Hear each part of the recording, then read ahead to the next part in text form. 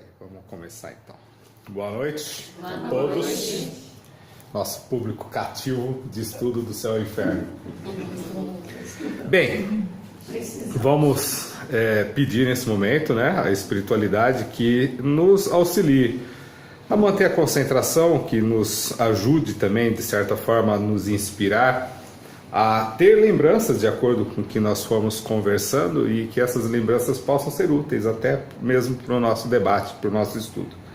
E que assim, contando com esse apoio, nós damos como aberta a nossa aula, o nosso estudo da noite.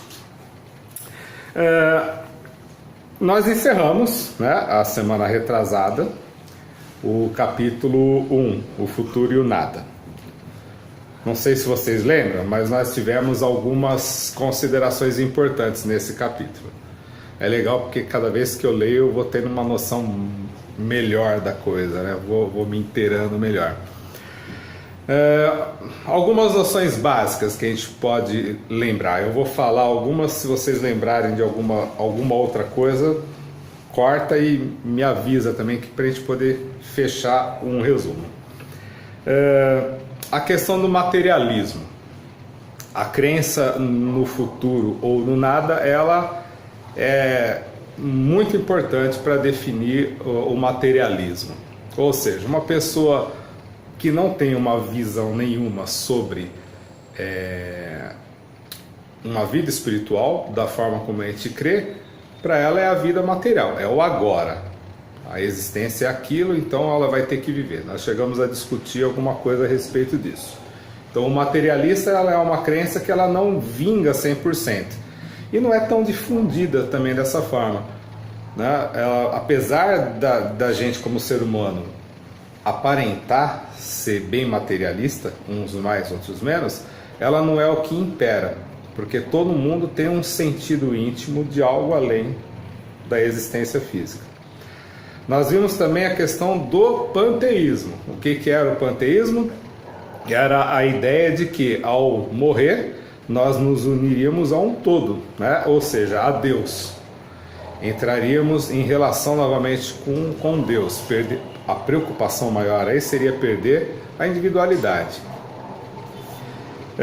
Nós também repassamos a importância da religião com relação ao tempo de cada um.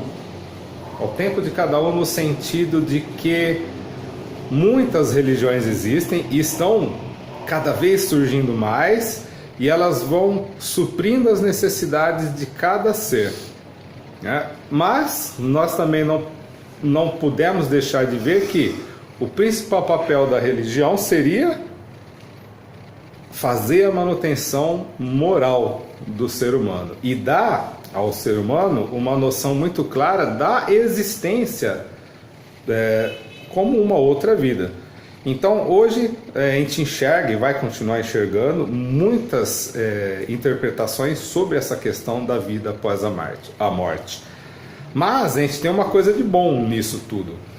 Todas as religiões nesse ponto têm uma noção muito parecida, a questão de uma vida mais ou menos feliz após a morte. Cada uma com a sua interpretação.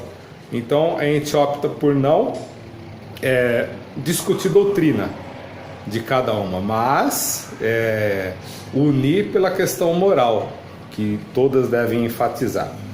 E também entendemos que quando não há uma ênfase moral, não é por culpa da religião, né? É por culpa do ser humano. Então com isso, mais ou menos, nós finalizamos o capítulo 1, o futuro e o nada. Conforme a gente for desenvolvendo ou lendo novamente, a gente pode até encontrar outras formas de ampliar esse assunto. Mas sigamos. Hoje, então, nós vamos começar no capítulo 2, né? A preocupação com a morte. Causas da preocupação com a morte e por que os espíritas não se preocupam com a morte? Uma boa pergunta, né? Por que os espíritas não se preocupam com a morte? Não quem diz. Hã? Todo espírita não se preocupa com a morte. Bom, É que tá, né? é uma coisa complicada, porque aí a gente vai começar a voltar um pouquinho atrás, a gente vai ver que mesmo como espírita, a gente tem ainda uma crençazinha embutida e tem uma coisa muito importante que nós vamos tratar aqui, que é o instinto de conservação, né? Então a questão do espírita não se preocupar com a morte não é simplesmente essa questão de viver ou morrer por simplesmente viver e morrer. Não, é outra coisa que envolve aqui. Então vamos lá, ele começa assim: eu pretendo ir até o item 4. Se nós chegarmos a ultrapassar o item 4, nós vamos para o item 5, que eu não li. Então vai ser uma surpresa para todos nós mesmos, de qualquer forma. Se você vai passar vergonha, nós vamos passar junto, né?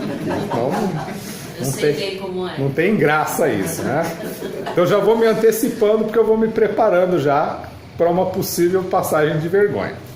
Então vamos lá. Causas da preocupação da morte. Kardec tem no item 1 uma pergunta. O homem, em qualquer situação social, desde o estado de selvageria, tem o pressentimento inato do futuro. Sua intuição lhe diz que a morte não é a última fase da existência e que aqueles que choramos não estão perdidos para sempre. A crença no futuro é intuitiva e infinitamente mais generalizada que a ideia do nada. Como se explica, entretanto, que entre os que acreditam na imortalidade da alma ainda se encontre tamanho apego às coisas terrenas e tão grande preocupação com a morte? E aí? O que a gente pode imaginar disso aí? O que pode explicar essa questão dentro de nós?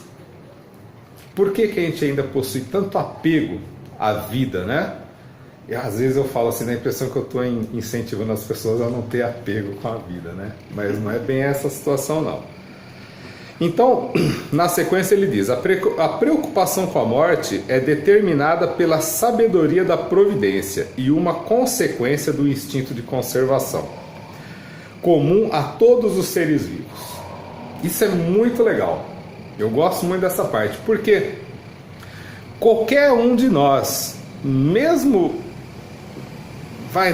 na pior das hipóteses, sabendo que o que vai morrer é só o corpo físico, a nossa reação é instintivamente animal, é de se proteger. Salvo algumas situações do qual a gente se coloca em perigo, mas visando um bem maior, que de repente é ajudar alguém. Então lá na frente a gente pode ver situações que podem se apresentar da seguinte forma. Eu vou colocar sempre uma coisa extrema, tá? Eu não sei nadar, mas eu vejo um filho, uma filha se afogando. Automaticamente eu vou querer entrar na água. E eu sei os riscos que eu estou correndo ali. Eu sei. Pode morrer os dois, né? Ou como pode, né, dar sorte, sair da água. Não vou colocar na parte mística da coisa, providência divina, um anjo veio e te tirou da água com a criança. Não, esqueçam tudo isso. A questão é muito prática. Há uma situação de perigo e a gente tem que tomar uma atitude. Muitas vezes, se não for algo que tenha relação com a nossa família, nós vamos gritar por socorro. Socorro, me ajuda, tem um cabra se afogando ali, né? Agora, se for um filho é diferente. Você vai sair gritando e pulando dentro da água, ou alguém muito estibado, né? Então não vai ter para onde correr. Então, salvo essa situação extrema, o instinto de sobrevivência, ele é natural a todos os animais. Todo animal, mesmo na vida selvagem, qual que é a preocupação dele? É de sobreviver. Então vamos imaginar o seguinte: vocês já viram a cena de um cervo indo beber água na savana africana? Ele sabe que ele tem que beber água. Se ele não beber água, ele vai morrer de sede. Mas ele, por natureza, né, e por convivência com os companheiros e a vida animal, ele sabe que ali também existem crocodilos, do qual ele não vê. Mas ele tem que ir beber água. Então ele se coloca em risco numa situação não consciente, premeditada, mas numa condição de instinto de sobrevivência. E ele vai. E ele está apto, todos os seus músculos, todo o seu corpo está apto a revidar isso. Ou seja, ele não vai atacar o crocodilo, ele não vai para cima do crocodilo reagir, ele vai reagir numa situação de defesa, para que ele não morra. Então é altamente instintivo. Quem gosta de barata?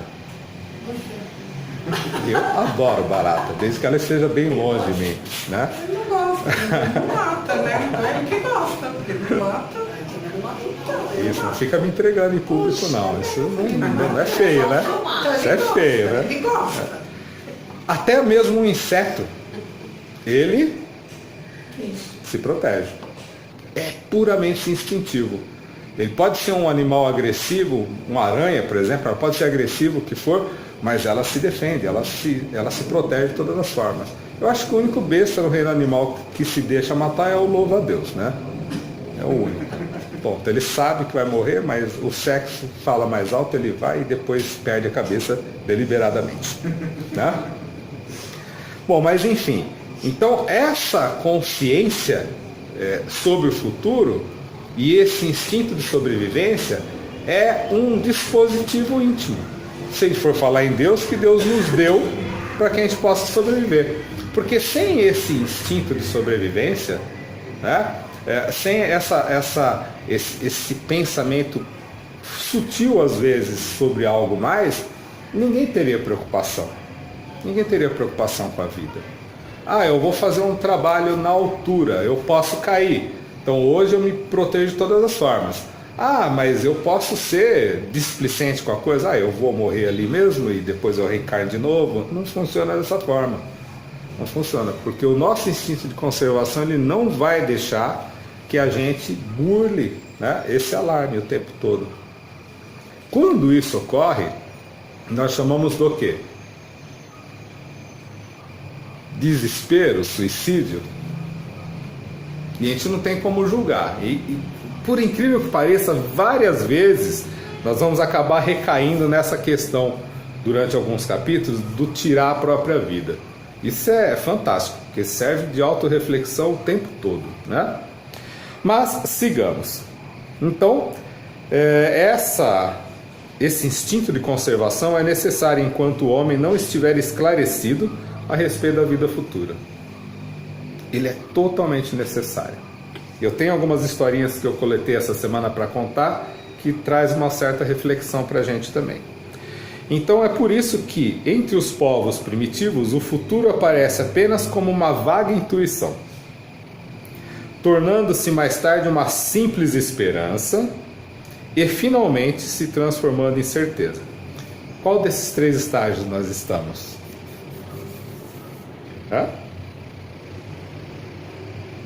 Uma vaga intuição sobre a vida futura, uma esperança, uma certeza. Eu acho que nós estamos, dá para dizer que está na esperança ainda, né? Não dá para ter uma certeza total. E a gente vai brincar ainda com isso mais para frente. Bom, sigamos. À medida que o homem compreende melhor a vida futura, a preocupação com a morte diminui.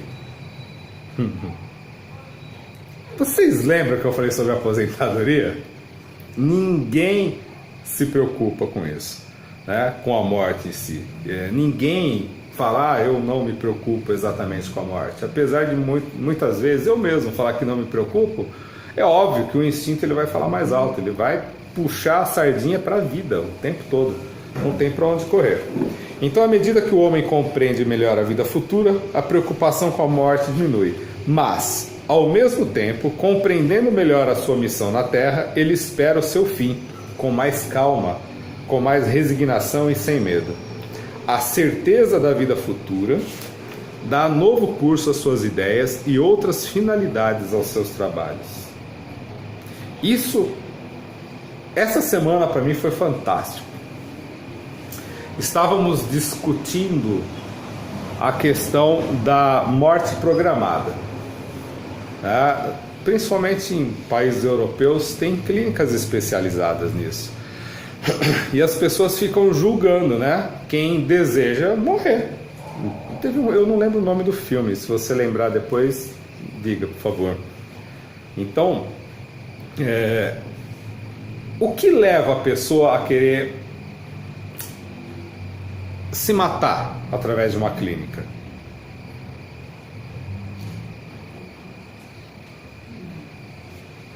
Não é uma pergunta complicada isso?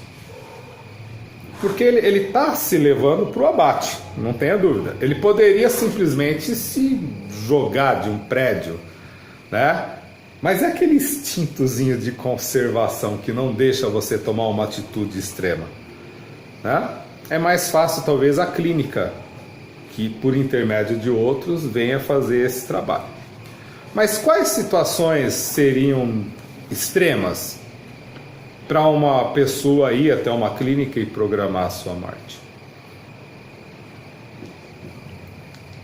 A crença no futuro, ou seja, vamos falar, a esperança no futuro, seria mais ou menos a falta de alguma coisa nesse momento. Na filosofia a gente trata dessa forma. Quando a gente tem esperança de algo, é porque algo está em falta. Se não estivesse em falta, nós não teríamos esperança. Eu tenho esperança de justiça social, né? É porque está em falta, porque se funcionasse nós não teríamos esperança. Ponto. A gente poderia dar exemplo aqui até amanhã a respeito disso. Mas a esperança no futuro, para quem a tem, vai fazer com que ele reflita muito mais sobre as necessidades naturais da vida. Então, por exemplo, o que a gente vê muito, pelo menos dentro das discussões que eu ando ouvindo, participando, pessoas que chegaram à velhice. Nós vimos um caso de um homem de 104 anos, lúcido, totalmente lúcido, ainda forte, né? Ainda conseguindo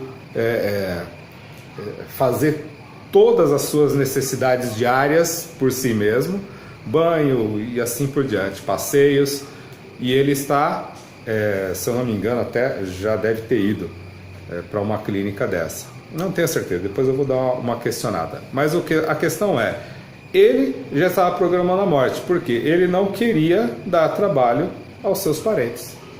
Ponto. Por quê? Porque ele começou a vislumbrar a sua incapacidade material. Não a incapacidade material por falta de dinheiro, a incapacidade material por força física. Porque a mental continua plena, vigorosa, mas a vida física ela vai se esvaindo com uma naturalidade muito grande. Todo mundo. Uns vão perder esse vigor mais rápido que outros. Para viver 104 anos é danado também, hein, de vigor, hein? Haja. Mas beleza. Então a crítica é exatamente em cima disso.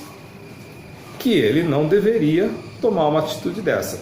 Mas ele é um materialista, ele é uma pessoa que não tem noção, ou se teve contato com uma ideia espiritualista de vida após a morte, ele continua sendo materialista e não crê nisso. Então ele não está preocupado em deixar a vida fluir naturalmente. Então a gente não tem como julgar também. Então a questão do conhecimento sobre uma vida futura pode ser que ele desse a ele uma oportunidade de refletir melhor. Por quê? Mesmo sem o vigor físico, ele ainda teria a sua inteligência. E mesmo dentro da sua inteligência, talvez restrita em determinados ambientes, ele poderia auxiliar outras pessoas com o seu conhecimento, com os seus conselhos. E eu estou tentando ser o mínimo religioso possível aqui. A gente está tentando ser bem prático. Então, a gente sempre tem alguma coisa a dar. Não é isso que a gente ouve de repente no Evangelho? Ninguém é tão pobre que não possa dar nada.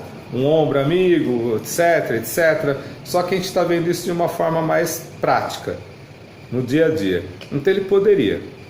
Um outro caso que eu participei essa semana, eu acho que essa já está desencarnada também. Uma mulher com câncer de cólon. A notícia é que ela optou por não fazer o tratamento. Ela não faria mais o tratamento agressivo de radioterapia, de quimioterapia. O detalhe não faria mais. Ou seja, ela buscou os meios de conservação.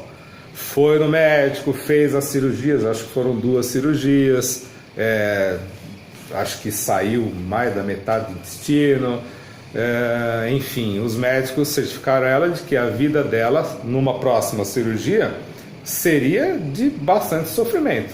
Andando com bolsas, excesso de remédios, coisas para dor, continua a quimioterapia e o câncer já tinha alastrado para mais 2 pontos. Então ela optou por não fazer mais o tratamento. Então ela sabia mais ou menos o tempo determinado dela, que se encaixa mais ou menos no que nós acabamos de ler aqui.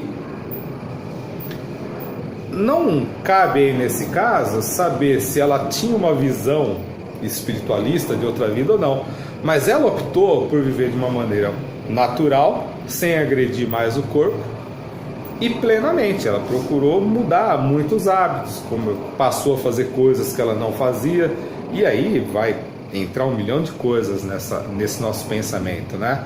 O importante é que, se nós, sendo espiritualistas de alguma sorte, tendo uma noção dessa relação com o futuro, se estivermos passando por uma situação parecida, nós temos o que refletir. É conservar a vida a todo custo, mesmo que isso te cause muita dor e não te garanta ainda uma extensão de tempo, ou observar o que o fator, a doença naturalmente te traz e como você pode se comportar diante dela, sem sofrer absurdamente porque adoeceu e porque vai morrer, né? Porque mais ou menos os médicos dão um prazo de validade, o pessoal faz lá as leituras dos exames, eles têm uma noção de quanto tempo, o que dá enormes erros ainda, né? O cara olha para você e fala, tu vai viver 6 meses, 1 ano, e você vai lá e vive 10, né? Aí você se atira a um tratamento agressivo e dura 3 meses, porque o corpo não aguentou. E aí? Quem burlou a providência divina, né? Quem burlou os desígnios de Deus?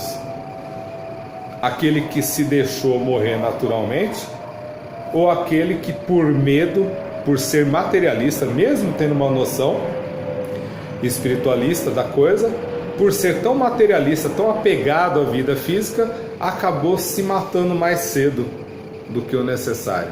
Então a gente não sabe exatamente como a coisa vai funcionar. Mas o certo é que, com esse conhecimento, com uma reflexão mais profunda de quem nós somos, aquilo que nós devemos fazer, intimamente nós sabemos. O Espiritismo ele vai acabar trazendo para a gente as noções principais, que é nos melhorar individualmente, ajudar coletivamente para que as coisas melhorem, tá? E espalhar essa ideia não de uma forma proselitista, você tem que crer porque tem que crer, não. A tua crença, a tua fé, o teu ato diário vai fazer com que as pessoas tenham uma observação melhor. E talvez, através dessa observação, passem a sofrer menos determinados tormentos por que estejam passando no momento. E isso é muito legal. Então, continuemos aqui. Antes de ter essa certeza, o homem ele trabalha só com vistas à vida presente. Vamos lembrar daquele senhor de 104 anos? Ele fez tudo o que ele tinha que fazer na vida dele, dentro daquilo que ele considerava ético ou moralmente correto, ele fez. Só que sem essa noção de vida futura, ele prefere extinguir a vida, porque ele começa a se achar inútil, porque materialmente ele passa a deixar de produzir. Quantas pessoas não passam pelo mesmo sofrimento, né? E imaturamente passam a sofrer o resto de suas vidas. Por quê? Ficam se martirizando, relembrando do passado, né? Do seu vigor físico, da sua juventude, e esquecem de viver o pouco ou muito de vida na velhice com dignidade, com qualidade, né? E o pessoal confunde muito qualidade moral com qualidade física de vida, né? Esse que é o maior problema ainda. Continuemos. A certeza de reencontrar seus amigos após a morte, de continuar as relações que tinha na terra, de não perder o fruto de nenhum de seus trabalhos, de crescer sem cessar em inteligência e perfeição, lhe dá a paciência de esperar e a coragem de suportar as fadigas passageiras da vida terrena. A solidariedade que ele descobre entre os vivos e os mortos lhe faz compreender o que deve existir entre os vivos e, desde então, a fraternidade revela a sua razão de ser e a caridade, o seu objetivo no presente e no futuro. No item 4.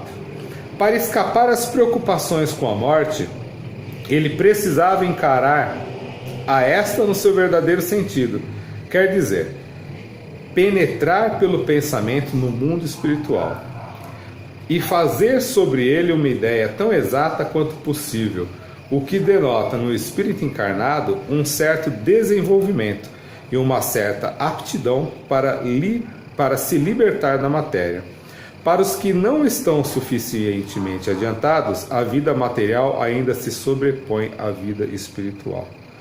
Ou seja, por que a gente sempre bate nessa tecla de não querer convencer as pessoas a serem espíritas ou terem uma noção mais espiritualista da vida?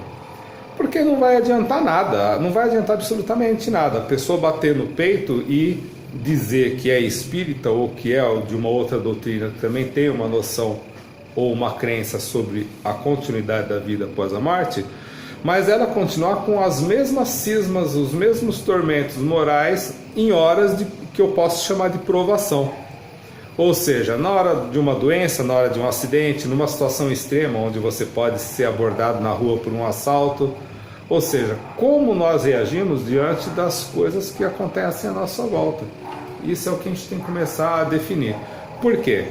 Uma pessoa que não está preparada ainda, não tem maturidade para lidar com a vida e a morte de uma maneira natural, ela não vai conseguir entender ou chegar ao final da sua vida mantendo a coerência, a fé dentro de uma doutrina, qualquer que seja ela.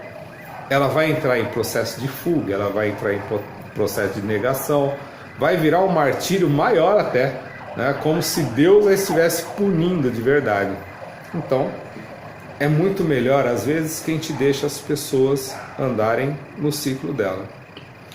Uma vez, não tão distante assim, me perguntaram quantas pessoas eu já tinha convidado a conhecer um centro espírita. Eu não me lembro, eu acho que eu não convidei ninguém até hoje. Com toda sinceridade, eu não devo ter convidado ninguém. Porque quando as pessoas se aproximam e me perguntam o que é o Espiritismo, eu explico da visão muito prática que eu tenho dele. Isso afasta as pessoas, porque as pessoas elas não querem saber de um Espiritismo de forma prática, com modificação moral. As pessoas querem saber de uma religião que traga conforto.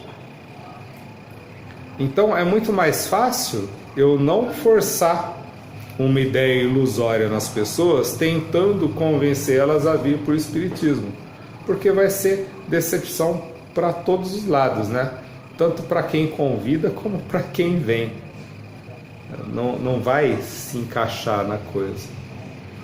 Mas essa noção da vida futura, ela vai trazer uma certeza muito grande para a gente, de que a vida ela continua, que nós podemos ter uma qualidade de vida numa vida saudável ou na doença, num acidente qualquer de percurso, que as nossas dores, as nossas dificuldades diárias, elas não são expiações, punições de Deus, são consequências naturais daquilo que a gente faz no dia a dia.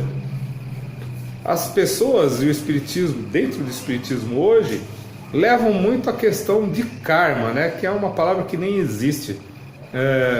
Poxa, está acontecendo tal coisa, é porque no passado eu fui tal coisa. Não, o passado pode ter sido há 3 anos. Né? Eu tomei uma decisão errada e essa decisão errada foi acarretando consequências e nós estamos passando hoje por determinada situação. Simples.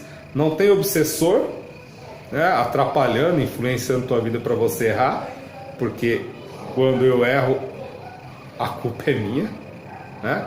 Quando eu acerto, opa, aleluia, vamos embora, vamos tocar o barco, né? Mas quando eu erro também, a culpa é minha. Então essa certeza, essa convicção, ela tem que trazer uma qualidade de vida para a gente. Ela tem que trazer paz de espírito para que a gente continue e chegue ao fim de nossa existência com o mínimo de dignidade moral possível, sem atormentar ninguém à nossa volta, né? E se a gente puder ajudar com aquilo que a gente conhece, ótimo. Se não puder ajudar também, a gente encerra o papo, né? E não prossegue a coisa. Bom, chegamos no item 3. 3. Não cheguei a aprofundar o 4, mas a gente vai dar sequência ainda dentro dessa questão. E aí, alguém aí tem medo da morte ainda? Não sei, só quando eu tiver perto, vou te dizer. Então, é igual ele falou. A não ser que venha aquela situação limite ali, que agora você tá na dúvida, você vai morrer naquele momento ou não, você não procura, a gente procura não pensar muito na morte, né? No evento morte, né? Na morte como um momento da vida, pode ser que a gente até pare para pensar de vez em quando, mas e agora? Eu vou morrer. Aí você começa a pensar, meu Deus, minha família, não sei o que, mas antes disso não, você só pensa em seguir em frente. Pelo menos eu não consigo.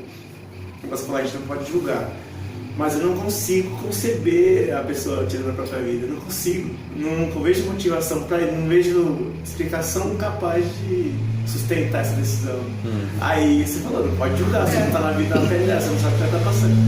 Mas na minha cabeça eu acho que de uma forma geral, a gente tendo uma noção de consequências sobre os nossos atos, a gente pode ajudar a pessoa nesse quesito. Falar, olha, como espírita, por exemplo, a gente vê a coisa da seguinte forma. Nós temos uma vida a viver e muito provavelmente nós vamos nos desenvolver através disso. E cortar a existência não vai melhorar nada. As dores morais elas vão continuar do mesmo jeito. Então é uma opção que a gente tem, né? Mas é uma coisa também que a gente não tem como impedir. Até porque pode ser até agressivo o que eu vou falar. Quem quer se matar realmente, ele não fica falando. Ele não chega se lastimando, chorando para ficar sendo adulado. Quem realmente está no limite, ele faz. Eu acho assim que... E eu passei por isso também na minha família, né? Meu tio acabou se suicidando e ele deixou uma carta. E nessa carta, ele explicou uma coisa que precisava fazer um tempo. Ele ficou. Eu